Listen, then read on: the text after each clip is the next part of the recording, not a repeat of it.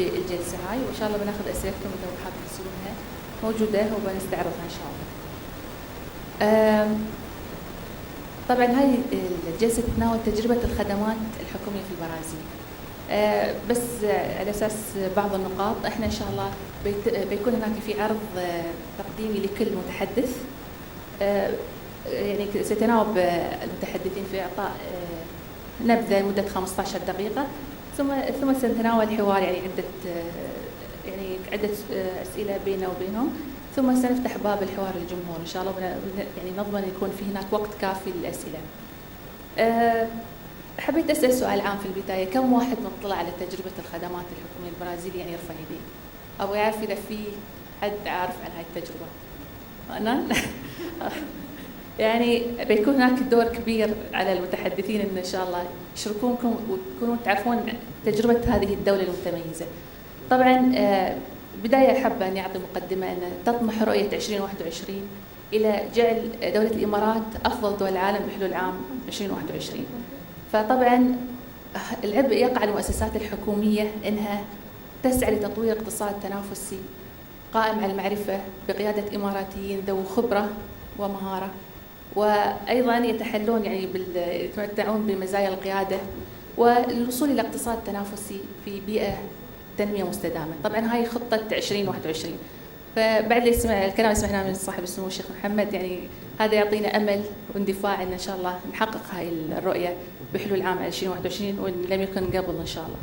اليوم تأتي هاي القمة الحكومية من منطلق رؤية سموه لمسيرة العمل الحكومي. العمل الحكومي إحدى آليات تنفيذ هذه الخطة، وبالتالي يعني الحمد لله أنا قام يعني منظمين لهذا المؤتمر باستدعاء الشخصيات المتميزة لاستعراض الخبرات المتميزة يعني لهم ومشاركتنا فيها.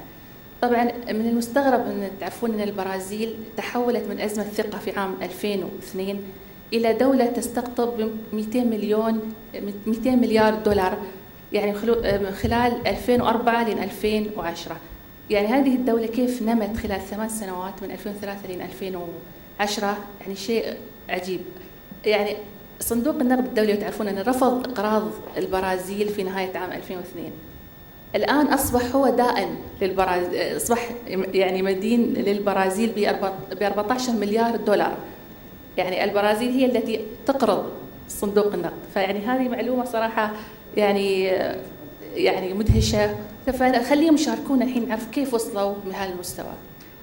في البداية يقوم الدكتور لويز دو سانتوس، هو طبعا يشغل منصب نائب وزير التحليل والمتابعة للسياسات الحكومية في رئاسة الجمهورية، مجلس النواب، ومستشار للحكومة الاتحادية البرازيلية ومجلس الشيوخ الاتحادي. سيقوم بتقديم العرض الذي يتجاوز 15 دقيقة. 15 minutes only. Thank you. Thank you, Madam Chair. Firstly, I would like to thank for the opportunity to share with you in this very important summit the Brazilian experience, and to thank for the government of the Arab United Emirates and the ruler of Dubai for the invitation. I would like firstly to say that Brazil is a country that changed a lot in the last 50 years. The presentation, please.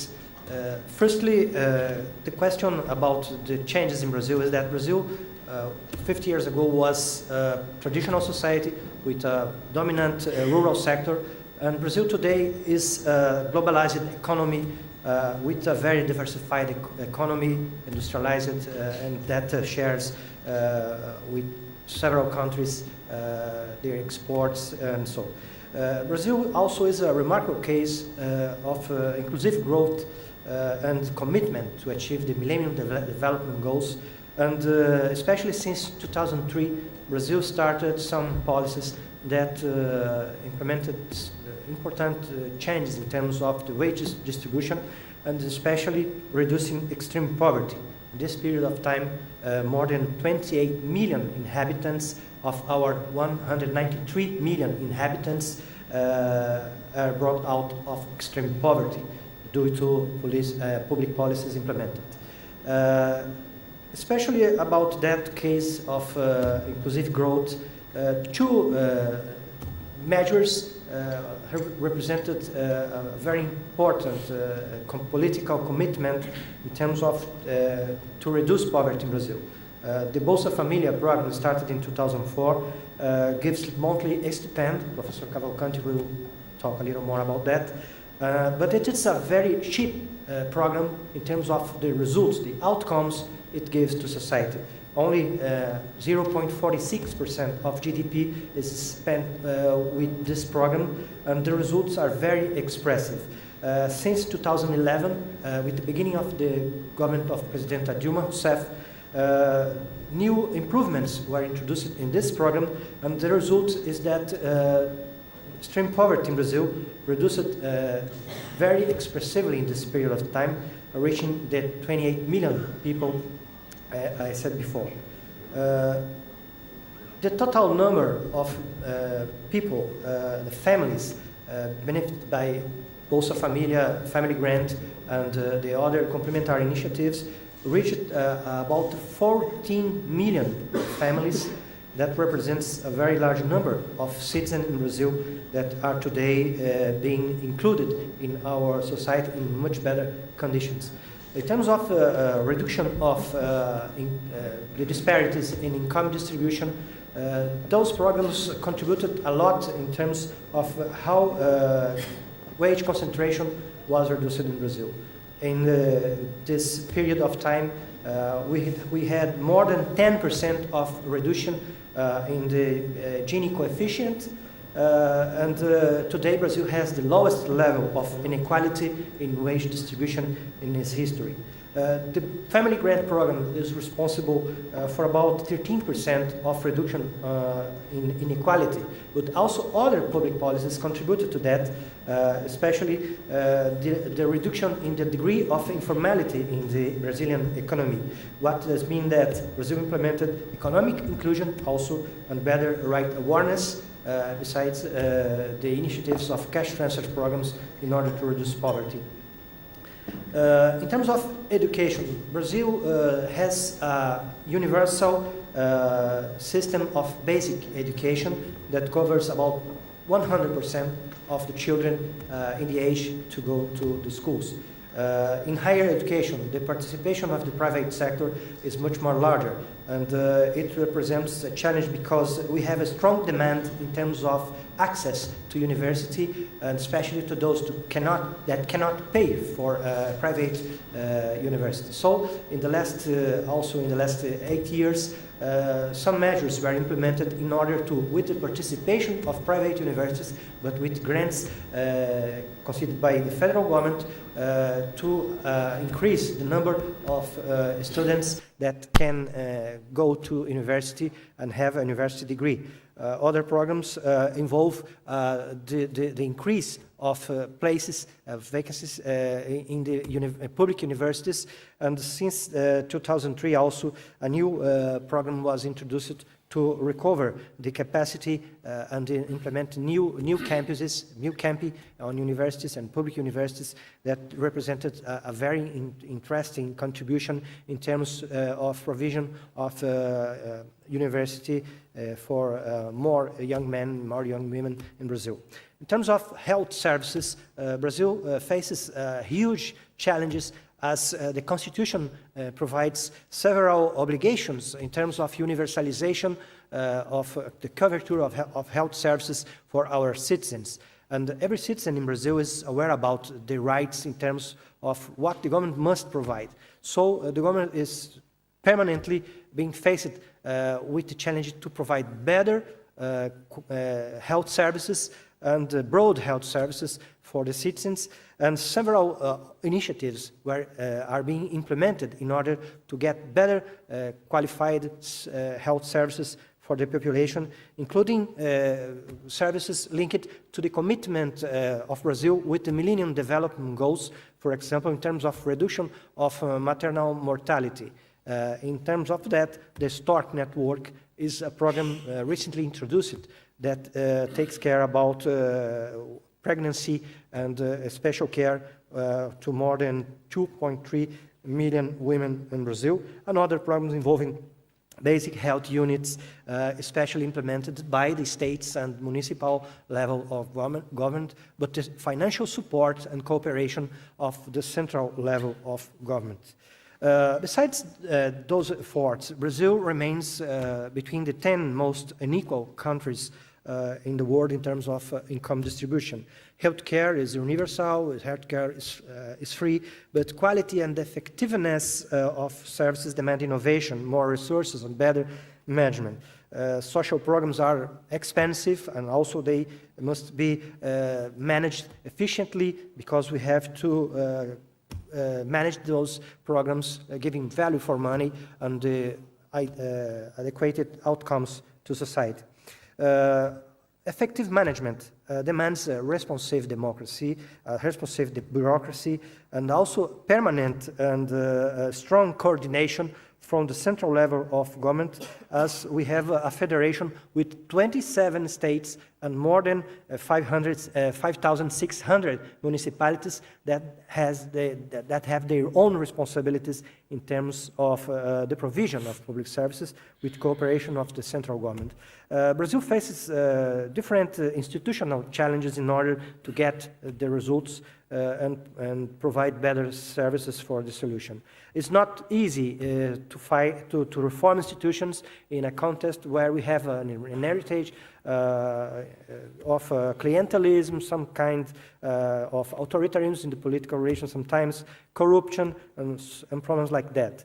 But since the Constitution of 1988, Brazil get very important achievements in terms of how to professionalize the bureaucracy and how to get better management in terms of public policies. Political inclusion in Brazil, especially after the Constitution of 1988, create room for much more demand of social and economic participation and inclusion in our country.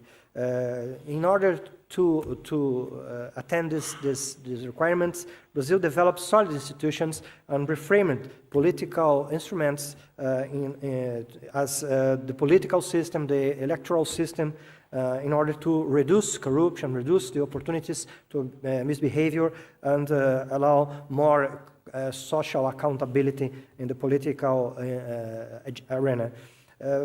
Brazil also introduced several new tools in terms of public management, as new ministries, new agencies, state-owned enterprises were created to take care about some special problems. And Brazil is also, as a democracy, under permanent scrutiny of the free press and the organized civil society.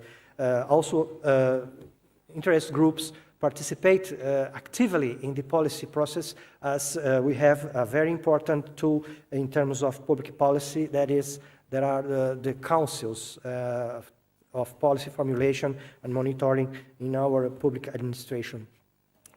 In order to recover the capacity to manage better the public policies, Brazil has to reframe the public service, especially after a large period of time where we didn't have appropriate recruitment. So in the last 10 years, we had to recover several areas of the civil service, and we had a net increase in the total workforce of the civil service than more 19,000 jobs in order to provide better public services and better management. New careers were created to the civil servants, and also the intensive use of technology was crucial to get the better results.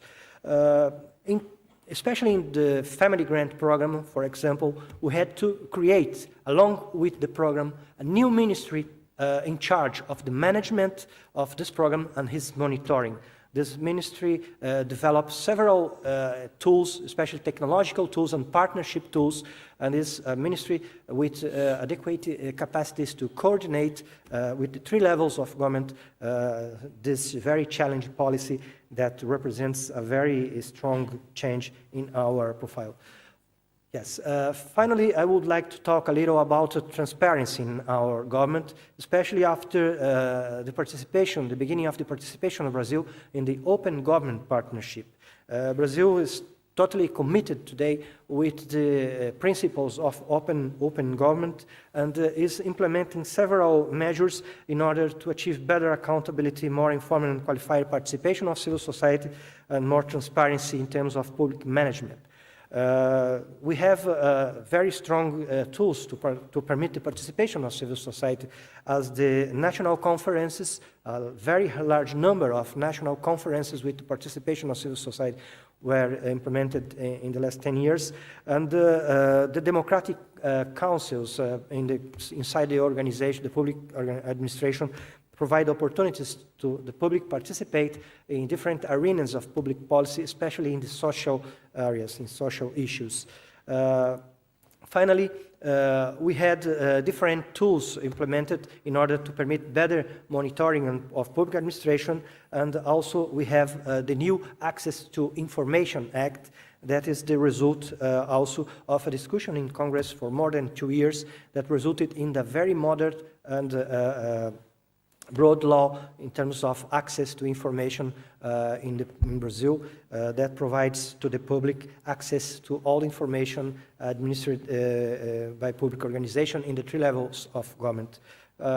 Finally, Brazil addressed an action plan in order to implement his commitments with the Open Government Partnership, and some of those measures involve technological tools to provide easy information for the society, and the results are very impressive in terms of how many people are requesting information. In only 8 months of the new law on information, access on information, more than 50,000 people asked specific informations, and the portal of transparency increased hugely the information that is made available for every citizen or non-citizen by internet or other technological tools in order to facilitate the access of every information in government.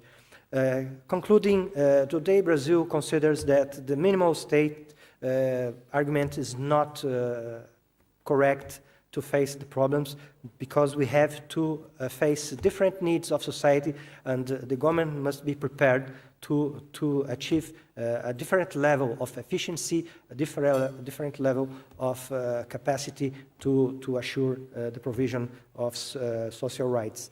It requires a very professional public administration, a very transparent public administration, and different tools to permit that performance management and monitoring give the results and give the answers that society asks all the time about the efficiency of government and how the government is doing to achieve those interests. Thank you very much. Thank you very much. إذا ضم يدينا التصويت له. أشكر سعادة الدكتور لويز. الآن أنتقل إلى البروفيسور بيانو كافاليكانتشي، أستاذ جامعي ويشغل في الوقت نفسه منصب المدير الدولي لمؤسسة جوتوليو فاركاس، الكلية البرازيلية للإدارة الحكومية وإدارة الأعمال، ونائب الرئيس لمنطقة أمريكا اللاتينية والكاريبي، الجمعية الدولية لكليات ومعاهد الإدارة. تفضل دكتور. دكتور تفضل. Thank you very much, and I would like to thanks for the invitation to the Sheikh Mohammed and all his team workers. I will take it out. Okay. Thank you. Brazil, during much of the time of the 60s and 70s, had a kind of economic policy that stated that we have to manage to make the cake bigger for after someday share with it more inclusion. And the country really changed this policy. And Brazil managed to put together both sound economic policy and sound social policy. And today, concrete results monitored from outside also attest that Brazilian middle class was very enlarged. And at the basis, extreme poverty, also we managed to have better results with a program such like the program my colleague Luis stated, the Bolsa Familia, introduced the Bolsa Familia.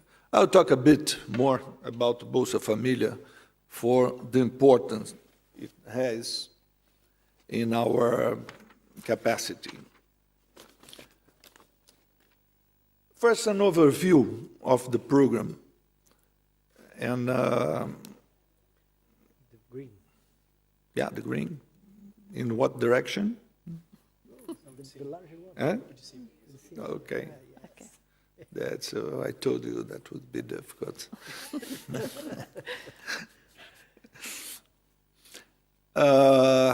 First, the unification of the various cash transfer initiatives contributed to the acquisition of high levels of flexibility in releasing the money to those who need it, reducing bureaucracy overall. Also improved the control of a resource, providing great transparency to the program. The program, introduced by the federal government as the largest and most ambitious cash transfer program ever implemented in Brazil, unified various federal government cash transfer initiatives, school grant, infant maternal food grant, food card, and cooking gas subsidy, all for items crucial, very critical for the purpose of the program. More than 13.3 million families served by the program, approximately 50 million people, or 25% of the Brazilian population is beneficent with the program. Total benefits, they run to 1.3 billion a year, or 0.50% of Brazil's GDP, that is US 2.48 trillion. Fight poverty with three objectives of the main claim for the program. Promote access to the network of public services, particularly in health education and social assistance. Fight hunger and promote food and nutritional security. Encourage sustained empowerment of families living in poverty and extreme poverty. Empowerment, empowerment, empowerment. Promote the intersectoral, complementary and synergistic qualities of the public branch social action. Like you, we are a federation, and besides the challenges to coordinate horizontal specialties, ministries dedicated to social policy, we have also to coordinate vertically federal government, state government, municipalities, more than 5,000 municipalities in Brazil, as was stated before. The target audience, families in poverty or extreme poverty with per capita income to $7 per month, poor households with per capita incomes between 7.01 to 140 per month, and heavy needs composition, pregnant women, nursing mothers, children, and adolescents between 0 and 17 years. This chart gives you an idea from 2004 to 2011 in terms of the benefits distributed and in relation to Brazilian GDP. And you see that the program presents results very effective in its size and capacity to attend this level of more extreme poverty in Brazil. A major discussion about this program is the conditionalities. Many people always come with the point of we should give to people the way of fishing, teach how to fish, and not give the fish. Brazil adopted a policy, a very conscient policy, and policy is choice, and choice is political. To assume that to deal with this level of poverty, we should take care of conditionalities. But we can't put in first place the conditionalities. To attain this level is fundamental, and we're going to improving our ability, our capacity to implement the conditionalities, but not putting them in the first place. That's political decision. That's political approach that form moral policies, and that moral politics. Conditionalities that intends the sustained empowerment of beneficiaries. Monitoring the health of all family members, school attendance of children in a regular education establishment, participation in food education actions promoted by several spheres of government, 3 spheres of government.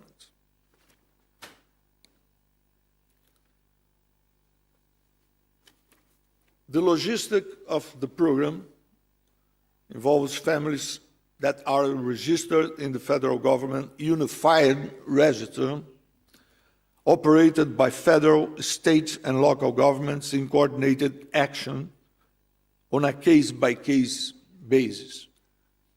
And the comment here is that a huge and continental country like Brazil, with more than 20 states, with more than 5,000 municipalities, and quite different economic and social development in these differential parts of the country, needs calibrations, adaptations, sometimes case by case, to implement general policies like that. The unified registry is based on an information system that can be accessed from everywhere in Brazil through the internet. The access is conditioned by a password provided by the federal government. States also have access to the data, but only the federal government and the municipalities can do inclusion and or update of the family's data. The beneficiaries receive the benefit through a public social bank, the Federal Saving Bank, and withdraw the money at electronic terminals with magnetic cards issued to them individually. You can imagine what represent people in extreme grade of poverty to get this kind of citizenship, to have an account in a bank. That makes difference in their life, in the social plan and in the psychosocial plan.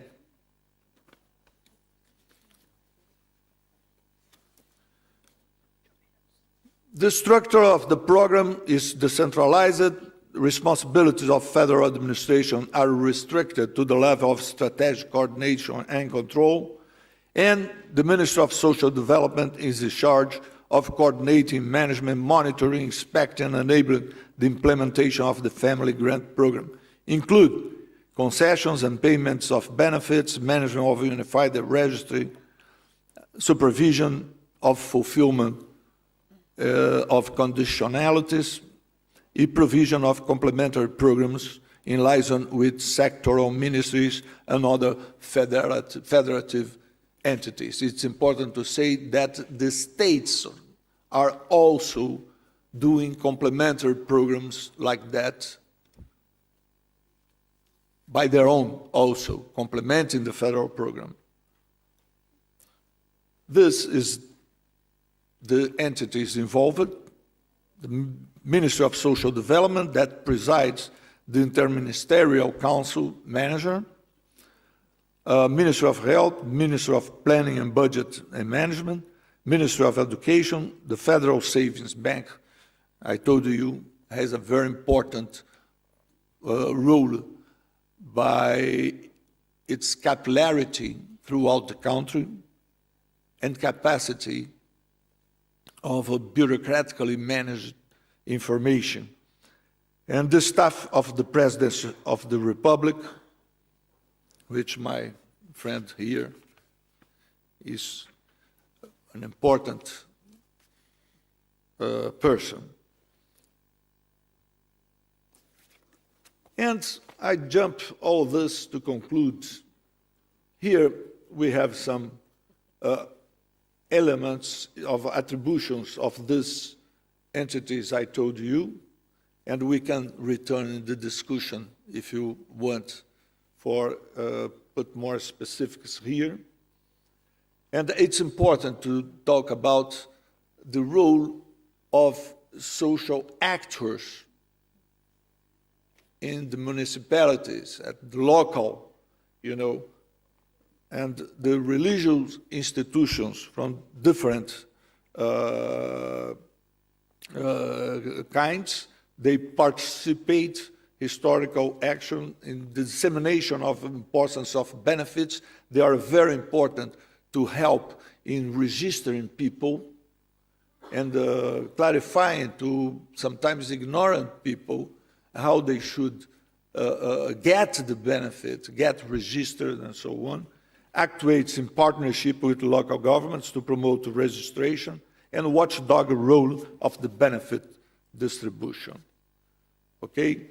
They exert social control, and transparency was told by Dr. Luis Alberto too, and the results are there. Enforce the access to basic social rights in the area of education, health, social care, implementation of complementary programs and actions for the development of the beneficiaries, aiming to overcome the situation of vulnerability and inequality, and the growth. The family grant program is responsible for 16% of the reduction in income inequality, a growth in number of active bank accounts and banking population.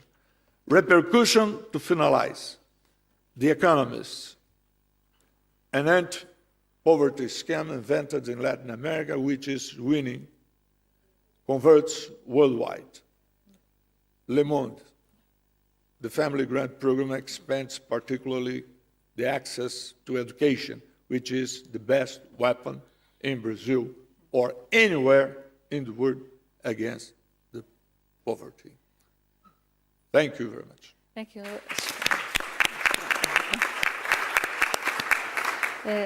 يأتي الآن دور الدكتور أندري فيكتور بارنس. هو مدير تنفيذي حكومي برازيلي ويعمل حاليا مديرا ورئيسا وكبير المديرين التنفيذيين في ميناس جيرياس مكتب الدولة للأولويات الاستراتيجية. تفضل دكتور. Okay, thank you. To begin with, thank you all for coming for the last session of the day. I know it's a harder task, but we'll make it as interesting as possible. Thankful my colleagues for the enlightening presentations. Especially thank you for the United Arab Emirates for such a nice invitation to come here discuss in a highly qualified forum. So what I'm going to do here is I'm going to bring it down a little, the perspective that my colleagues brought in, because I'm from the state level of government. As we highlighted before, Brazil is a federation, kind of different from the federation that you have here, but with the same challenges of coordination and integration. And I'm going to deep dive in the topic of education, as you might see, which is, for me, is one of the most interesting to deal with in my day-to-day job. So just to put us all on the same page of what we're talking when we refer to Minas. Minas can be considered a country within a country. So we are larger than countries like Spain and France. We have more inhabitants than Australia, and we are top ranked in the number of municipalities in Brazil. So we are very proud of it. We have our GDP is larger than Chile, just for comparison, and we have a very robust and vigorous industry as well as a service sector that held our economy. So, like I was saying, Brazil can be considered a microcosm of Brazil. Minas can be considered a microcosm of Brazil. If we could take a look at this map here, in which we have the Human Development Index, we can see a clear cut in which the Northeast region is where poverty conditions are still in place, as well as climate challenges in terms of drought and so on. But on the other hand, we have some of the most dynamic industrial areas in Brazil, such as the Triângulo Mineiro, which is the nose of the map, if we could call it, as well as the metropolitan area of Belo Horizonte, which is the capital. So it's an extreme challenge to take unique policies to all those different areas in the state. So, and that's exactly what we, as the Strategic Priorities Office, try to do. We try to focus on the results of the entire state. We are a unit, we are a small unit connected directly to the state governor, and certainly our priorities come ultimately from the citizens themselves. And we try to work in collaborative ways with the sectoral agencies rather than in a command and control central work. So we have a very lean and hopefully efficient structure there. We are basically looking at policy assessment, information, evaluation, providing technological tools for the secretariats, as well as what we call the public entrepreneurs, which are the ones who are actually implementing policies within those agencies. We focus on 5 main strategic priorities: education, healthcare, public security, employment, and open government. And I would love to discuss each and every one of them, but unfortunately we don't have enough time. So I'm taking the liberty to deep dive in education, as I mentioned. And what our biggest challenge was, and still is, of building a delivery-oriented system, enriching quality education as a whole in the state. So if we take a look at this chart here, we're going to see the evolution of public education in Brazil and in Minas, measured by what we call the Education Development Index. This is an index that it measures every 2 years the evolution of education in every single entity of the country, municipal level, state level, and the country as a whole. It has a compatibilization with the PISA of OECD. So that's where we're measuring. And if we see the chart, we're going to see that after 2007, we had this increase in Minas Gerais compared to Brazil. We were kind of walking close together, and then we just had this steep jump. And what we're trying to explain here is what actually made us have such an increase in the delivery of education. And just to mention, Brazil has this goal that by 2022, the entire country reaches the average of 6.0, which is today's average for the OECD members. And by 2011, Minas has already reached 5.9, which made us quite happy about it. But looking at the situation, we asked ourselves, but how to manage such a sustainable jump into a higher standard of elementary school? And that was possible due to this particular program that we call Programa de Intervenção Pedagógica, which in English could be something like the Program for Pedagogical Intervention. So as you can see from this, this chart here, the program has a very basic logic, which is putting the student at the center of everything.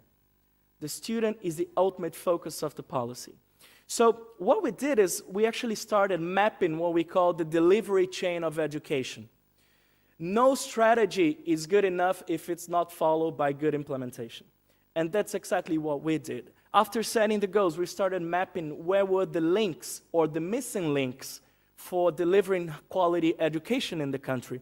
And then we saw that we have some key in the state, and we saw that within the system we had some key links that were responsible for the delivery of elementary education and literacy policy. From here we see that we have this core team that is actually the one thinking of the whole strategy, followed by regional teams and some pedagogical teams who are actually implementing the pedagogical headlines and directions. And then we saw that the community itself had an important role in the policy implementation. That's why they appear here in the connection with what we consider to be the D-Day of the policy. The D-Day is when the core team, the regional team, and the pedagogical team gets together with the community to come up with the goals, with the reward for that work. And finally, having pedagogical management. And the key word here is management. It's not only about having good pedagogical instruments, it's about managing the pedagogical intervention at all levels, central, regional, and at the school level, like I showed in the last picture. And this will lead us to the main focus, which is focusing on the student achievement. And in that regard, as we can see here, the literacy evolution in Minas in the state schools is quite impressive. We jumped from 48% of kids with recommended level of literacy in 2006 to almost 90% in 2011. That in a very sustainable way. However, we see that these combined efforts were clearly combined to achieve a single vision, which was every child reading and writing until the age of 8. That was the message that was sent to the system at the beginning of the program. And that's where we're aiming towards. However, and through the eyes of the citizen, we can clearly see how they feel and how they perceive the benefits of a better system. We can see that when they are asked about the public education, if it's better than before, considering 1 and 5 years, we can clearly see that the improvement is felt by citizens. And this was a survey conducted with 60,000 people that we do on every 2 years in the state. So we are absolutely on the right track when it comes to state schools. However, we see that there is a deeper problem that we have to tackle. And the problem is, when we think of the Brazilian Federation, we have an integrated system to provide education. So, as my colleague Luis Alberto was saying, the federal government is responsible for higher education. The state government is mainly responsible for secondary education, high school education. And the municipalities are the main responsible for elementary schooling. But this is a process, an ongoing process of actually transferring the entire responsibility for the municipalities. And in the meantime, we have two systems that coexist. One in which the state schools deliver elementary education, and one in which the municipal schools deliver elementary education. And as we can see here in the last chart, there is a huge gap when you see the proficiency and literacy levels comparing the two systems. But the key point is that the majority of effective enrollment lies in the municipalities. So that's where we have to tackle. Because once we have better students coming out of the municipal level and reaching the secondary school at the state level, we are going to have them a full delivered and well-delivered educational system. But the problem is we have to do that in 853 municipalities. That's tough. And that's exactly why we started building a collaborative approach. And in a collaborative approach, we mean not only the state government, but the municipal government, as well as private and not-for-profit partners, to reach what we call the main vision of every children reading and writing, regardless of the school system that they are. And that's where we started building the municipal PIP, the municipal intervention. This is very challenging for us because we are incorporating a different level, a different link to the delivery chain that we already know how to do and that we acquired expertise over the last couple of years, which is incorporating the municipal secretaries for education. However, we see that this is a constant learning and interactive approach, and it's a process that we have to learn on a daily basis. And with the State Secretary for Education, we work on setting the high-level goals, the delivery chain assessment, and the incentive metrics for the policy to work. When it comes to the delivery itself, we are also responsible for trends and outcome indicators, as well as monitoring, measuring, and analysis, and also intervening from this whole learning process on the delivery side, as well as getting constant public feedback and user to adapt the policy as quick as we can. So with the benefit of hindsight, like the philosopher used to say, life is supposed to be lived forward and understood backwards. I think that what we learned is here that having a clear vision and leadership are they have an impressive effect on building a deliver-oriented system. The second one is that commitment at all levels of the delivery chain is key. No one can be left behind. We all have to work very integrated, and therefore we have to be close watching those links so that none of them are broken. Incentives are also key to break the system's inertia. And when I mean incentives, it's productivity rewards and bonuses for teachers, which are, like I'm saying, the ultimate deliverers of the policy. And in that regard, nothing substitutes a well-qualified teacher, not even technology. And in that sense, I think that Gordon Brown's talk this morning was very, very enlightened and aligned with the way we are delivering the policy there. Moreover, having routines and targets creates a very, very interesting sense of urgency on the policy. And finally, a collaborative approach results better impacts than just a command and control centralized implementation side. But of course, we're still having remaining challenges. And here I just name a few because there are a lot. There has to be a constant positive and productive destabilization to avoid system numbness and gaming. Since we have incentives, gaming can emerge, and that's where we have to be very focused. Firefighting in the system is usual, but it shouldn't be the goal of the system. The goal should be focused on where the kids are not learning, and that's where we have to tackle. And incorporating new links to this delivery chain I mentioned, the municipalities, also requires new incentives and a stronger commitment that won't come by financial incentives itself. It has to come from a political coalition, a strong, and a sense of vision for the state as a whole. Another challenge is how can we use technology to make good teachers even better? Not replacing the teachers, but not replacing the face-to-face approach, but making them even better. And the final one, which unfortunately we haven't been able to tackle, which is the challenge concerning secondary schooling, which is still yet to be met. Thank you.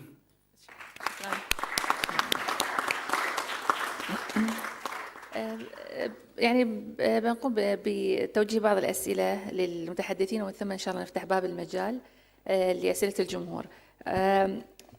دكتور لويس، تم إشراك يعني الجمهور والعموم في وضع أولويات قطاع الخدمات الحكومية في البرازيل. فما هي الاستراتيجية؟ ما هي الاستراتيجية التي اتبعتها البرازيل في تطوير هذه الخدمات؟ يعني المعروف أن البرازيل أقل الدول تأثراً بالأزمة العالمية.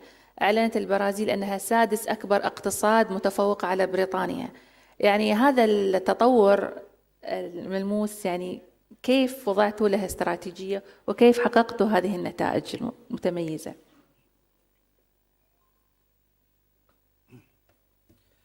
Well, firstly, Brazil has to address the very huge problem of extreme poverty. And it is a very singular problem in a country where economic development was not shared with the entire population. So to permit social inclusion, it was stated as a priority at the first time of President Lula's first period of government. In order to get these results, several programs were reframed, as Professor Cavalcante said, in order to get more efficiency, but also involving more partnership with the other levels of government.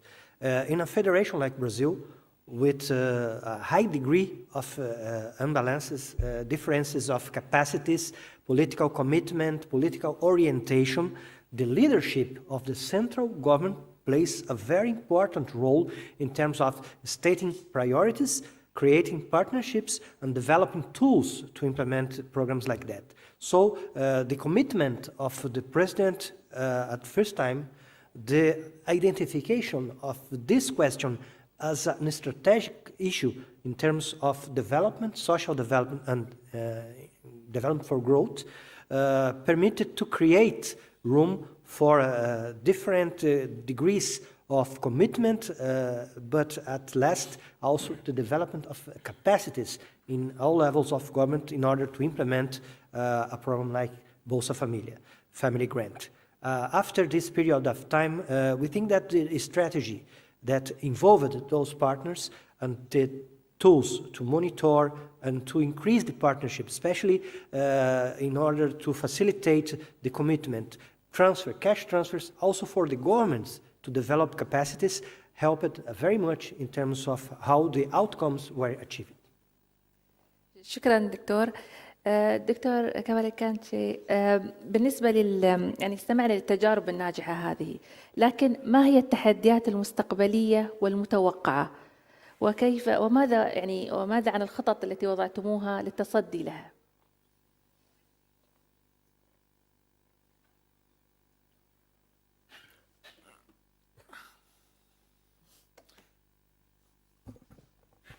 Yeah, it's the point is that the challenges are present, and we expect they will be present for many time yet, in spite of the very significant developments that we had.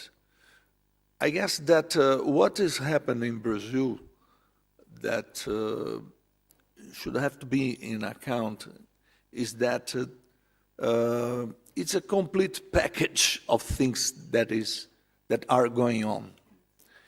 At the political level, at the level of institutionalization of mechanisms, the varied mechanisms, both at federal level, at state level and municipal level. And when I say degree of institutionalization, are the strengthening of examples, Court of Accounts systems, federal, state level, and even municipal in big municipalities according to a criteria. Certain municipalities, they have their own, the bigger ones.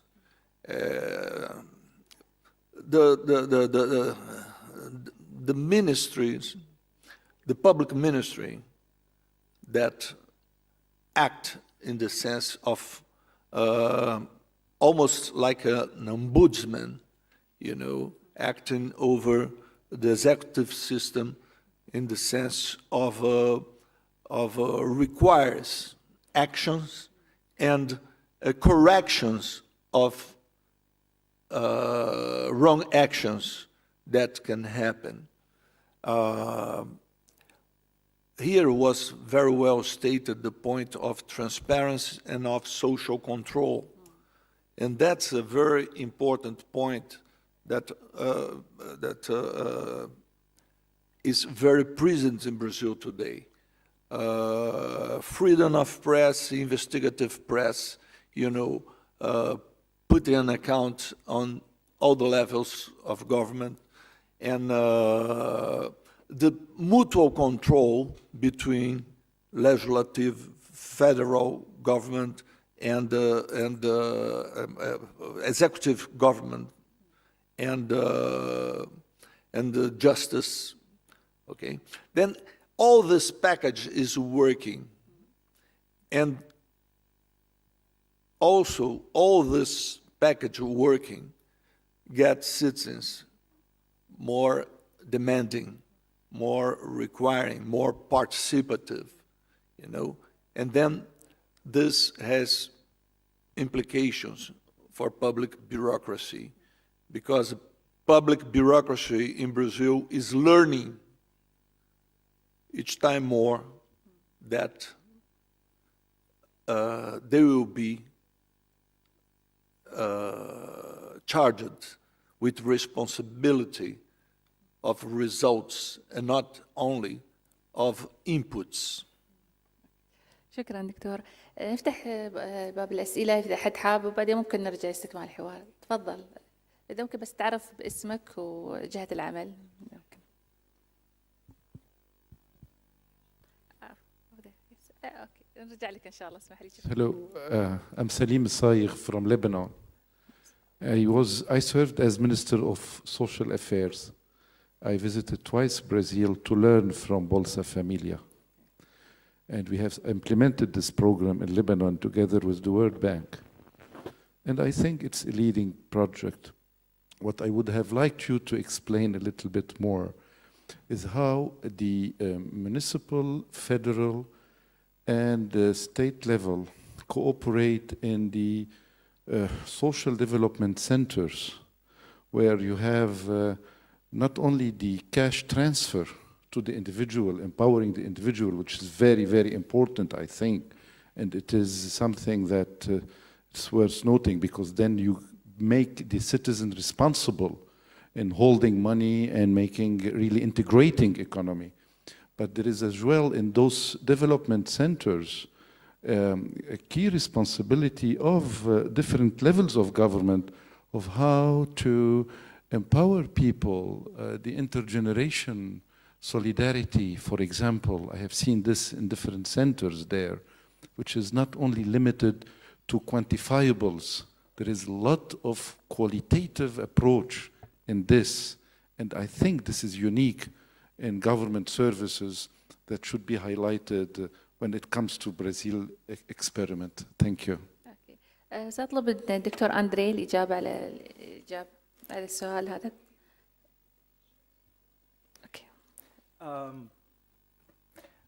Well, I'm not sure, but I think Dr. Luis Alberto would be, because I'm not very familiar with the implementation side of Bolsa Familia. أرغب في الحصول على الاستراتيجية، الأولويات. يعني سؤال جميل، فنبغي نحن ليست الحالة نفسها، وإنما المنهجية التي اتبعت. يعني يكون أفضل لو عرفنا المنهجية أكثر من هذه عرض الحالة نفسها.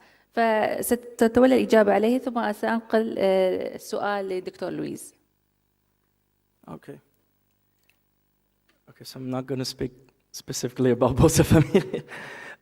No, I think that the method for, like I said, we're facing 5 strategic priorities in Minas, and it comes from a very long work of an exercise of strategic planning and future scenarios.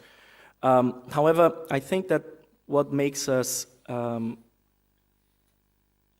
interesting experience is that we have now come to the choice of 5 key areas, and within those 5 key areas, a couple of outcomes that we are willing to to tackle. Government faces an amazing challenge of being effective in all sectors and producing results within a very short and limited time. So what we did is that we started with a whole group of KPIs and outcome indicators and result indicators that we were targeting. But over the past 8 years that the same government has been in power, and we had a re-election for a third term, we have come to the conclusion that within this very short, limited time, we had to choose a few specific ones. And in that regard, in education that I mentioned, we came down to two main indicators. One is the literacy rate for children with the age of 8 years old, which is the main vision for elementary school, as well as the proficiency in Portuguese and mathematics for the secondary schools. And so on, we did with the other strategic areas. For example, in the healthcare, we did a similar approach, which was focused on some reduction of certain diseases, and as well as the index for child mortality, such as Dr. Luis Alberto mentioned. The same with the public security, where we only have one, which is the death rates for the homicide rates, of violent homicide rates per 10,000 inhabitants. Employment, we are very much focused on the issue of what we call the quality of employment, not only having people employed, but working on more knowledge-intensive rather than labor-intensive. And in that sense, we are very much focused on employments that include innovation, technology, and R&D. And within public open government, the whole issue of transparency comes at light. But we are very much focused on not only providing databases for population, but also providing database to be reused by the population. So in that sense, we are very interested in seeing what the crowds can provide government with the data that we take from them, and now we are returning. And we're having some interesting experiments on healthcare systems, such as mapping of public utilities, for instance, as well as in education, of mapping of and pinning in such a big state, where are the schools and what are the conditions of certain schools after opening the data for society. So I think that the exercise is actually sharpening down to very specific targets that you want to tackle due to the constraints of time and resources that we have. شكرا دكتور لويس، إذا ممكن تعلق بعد على النقطة. A program like Family Grant in Brazil involves a lot of complementary policies and complementary programs that are under the direct responsibility of the subnational levels of government. It demands central coordination, of course, and it is in charge of the federal level, but the execution of the policies, especially in terms of education and health, is under responsibility of the local levels. So it demands that if someone is going to be included in the program and have to attend conditionalities to get the cash transfers, monthly cash transfers, in order to avoid extreme poverty or poverty, it puts pressure on the local levels, on the municipalities and the state level, because people is obliged to attend schools, to search for health services that are under responsibility of the local levels. It means that if those three levels do not work coordinated, it much probably would put some problems in terms of management, and the poor will suffer more than the governments. So it requires not only the coordination effort, but also some kind of financial support sometimes. In Brazil, the decentralization of funds from the federal level to the state and municipal level are a reality imposed inclusive by the Constitution of 1988. The unified system of health in Brazil is supported both for the local sources of resources, but also by obligatory transfers from national funds to support those initiatives. In terms especially of Bolsa Familia, Family Grant Program, one of the tools that were developed to facilitate the relationship between the different levels of management was the index of management of the program. So when the municipality or the state level do what they have to do in order to facilitate the exercise of rights, it creates more room for more transfers and also financial support for the management of the program at the local level. In terms of how the society participate, at local level is very important the local committees that exerce social accountability under the control, as the municipalities are responsible for the direct management of the unified registry, because the federal government does not have condition to search the persons, the poor people, and to know the poor people. There are some legal requirements to be included in that program, but who takes care about how those conditions are or not satisfied by every family is the local level. So in order to avoid some problems that sometimes involve people that does not deserve the benefit being included in the federal registry, in the unified registry, you have to empower the local communities under this kind of institution, the committees, the local committees, to make some kind of accountability over the local leaders, the local political leaders that are in charge of that. So the society, the whole society participate in the program as the people are benefited by the program, but also as they participate in the accountability of the program. شكرا دكتور لويز. ناخذ سؤال ثاني. اخوي عرفنا باسمك وجهة العمل. First of all, thank you, gentlemen. You delivered good workshop. My name is Yusuf Abdelghani. I'm Assistant Under Secretary for Policy and Strategy, Ministry of Labor. Actually, my question will start with Dr. Louise and might end somewhere else. But I noticed that Dr. Louise mentioned that you have hired about 90,000 civil servants. Are those to improve government services delivery, or just some kind of income, improving income distribution? If not, if it's to support government services, what is the ratio of civil servants to total population? That's one question. Second thing, I really loved the concept of public policy councils, and I might recommend this somewhere else, but it's a really good concept. But in the delivery here, when Andre mentioned his model, I did not see the policy council come anywhere in the model you have shown us, not in the public, not in the federal or in the local government. So I didn't see a match between here, the plan, and the delivery. Thank you. Okay, so thank you for your question.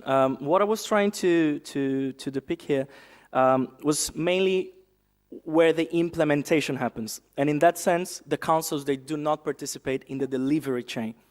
However, they do participate in what are the more higher level discussions of, okay, what are the targets? Where are we getting? Who is responsible for what? And they do more like an institutional control of the chain. However, they don't participate in delivering anything. That's the main point. But yes, I think that it plays a very important role in not only in the control of the implementation, as well as in the discussion of where we're heading. Very interesting question, and it permits us to talk about a problem in Brazil that is not so unusual. It's the question about how the public jobs are under political appropriation. It was very common in our past, but since the Constitution of 1988, the merit system started to be introduced in a more rigorous form, and today every public job except the political appointments are under transparency rules and merit rules. So to become a public servant, a permanent public servant in Brazil, you have to be approved in a public selection open for all the citizens. But it does not mean that every public servant is recruited because they are needed. So the question is very opportune because in the case of federal government, the net increase in the workforce, about 90,000 public servants, it does not mean that we contracted only 90,000 public servants. We contracted much more than that. But we had a very huge number of retirements since the Constitution of 1988. Old civil servants that retired and have to be substituted by new civil servants. So when you sum and add and discount those, we have a net increase of 90,000, but we have to contract more than 200,000. It means that more than 100,000 retired. Well, those civil servants in Brazil, in the federal level, were contracted, were hired to satisfy needs in terms of management and in terms of education, health, social assistance, and so. They are not contracted to create jobs.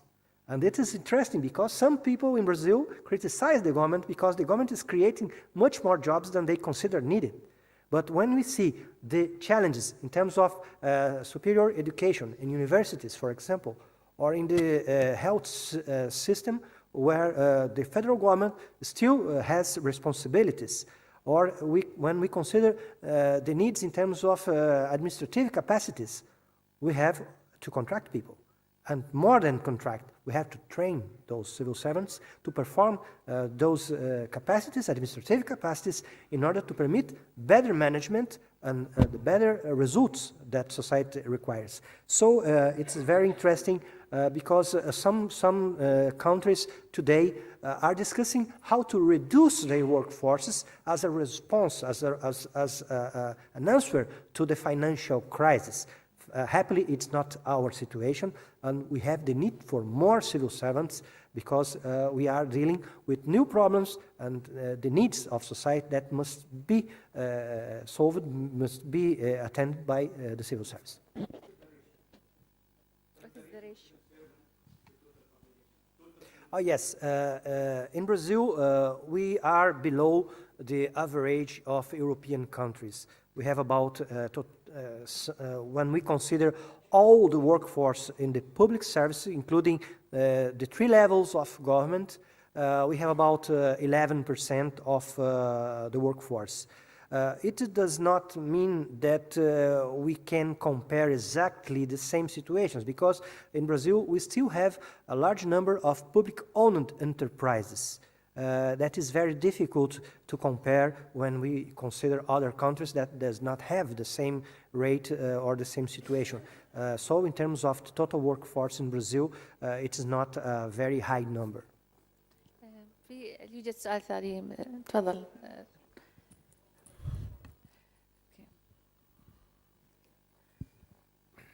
خالد محمود من هيئة الأوراق المالية والسلع. في البداية نرحب فيكم في دولة الإمارات العربية المتحدة، ونتمنى لكم إقامة سعيدة. عندي سؤال للدكتور لويس. طبعا من البرازيل من دولة كانت تمر بأزمة مالية إلى دولة في 2007 أقرضت صندوق النقد بحوالي 10 مليار 14 مليار دولار. أوكي. فطبعا الانتقال هذا كان يعني كبير جدا، وفعلا أتوقع أن أكيد في دروس كثيرة مستفادة. طبعا الدكتور لويس ذكر الأسباب اللي نقلت البرازيل إلى مصاف الدول المتقدمة، لكن سؤالي إن هل البرازيل اعتمدت على أساس تعمل أساس تتجاوز الأزمة، هل اعتمدت على الاستثمارات الأجنبية ولا كانت في حركة داخلية للاقتصاد؟ أو السؤال بشكل آخر، ما هي العوامل الرئيسية في أنها أدت إلى حل مشكلة الأزمة المالية؟ شكرا. تفضل دكتور لويس. Well, Brazil is today the 4th or 5th country in the world that attracts more in foreign investments. It's very attractive for international firms, multinational firms. And today, Brazil is implementing a huge program of works in infrastructure sector, in the infrastructure sectors, ports, airports, railways, and so. It means that we are open to foreign investment, and there are a lot of opportunities for international enterprises.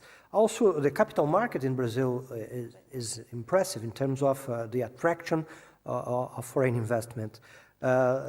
But Brazil has a strong economy and capacity to answer the demands of the economy and the political system and the society by their own means.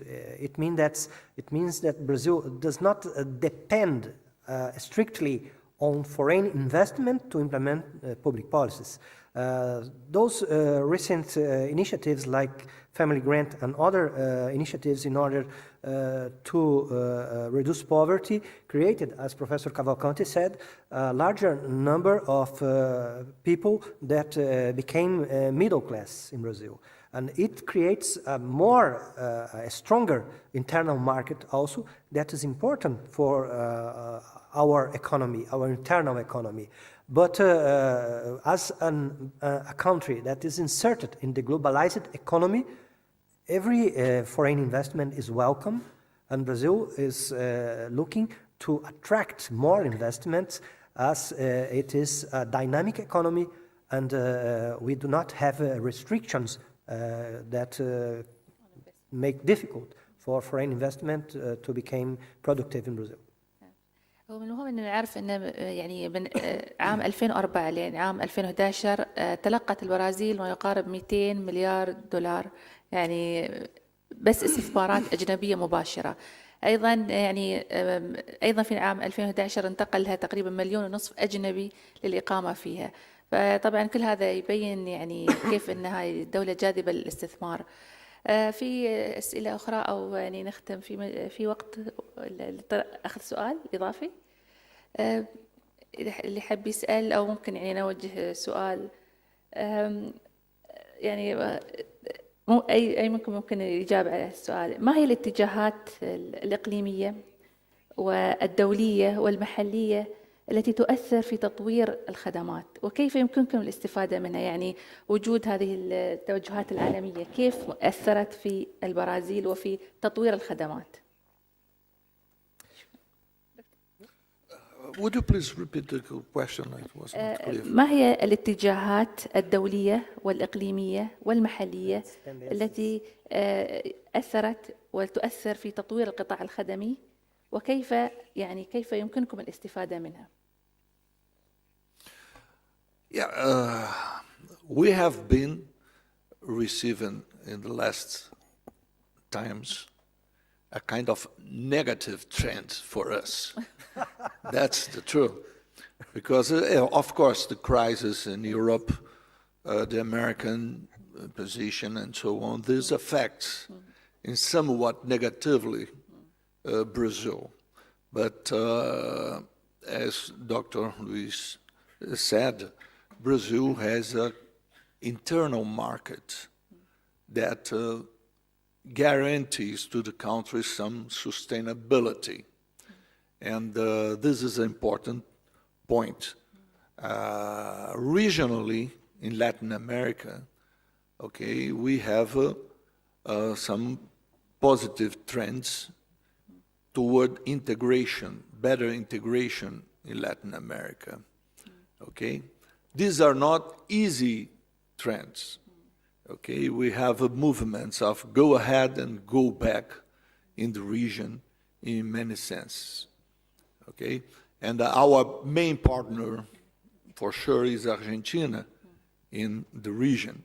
And as probably you know, Argentina is not in a very good time by this last years. Okay, and this also affects our commerce and our interchange. Okay, but the point is that, as was said, Brazil has capacity to attract foreign investments. And one important point, demography. As you notice, Brazil is attracting people from abroad. And a kind of immigration that today is different than immigration in the past. In the past, we have much immigration that was fundamental to construct the country. Immigration was always very well common in Brazil. But now, the kind of immigration changed for people with better levels of education that can help also technological development of the country.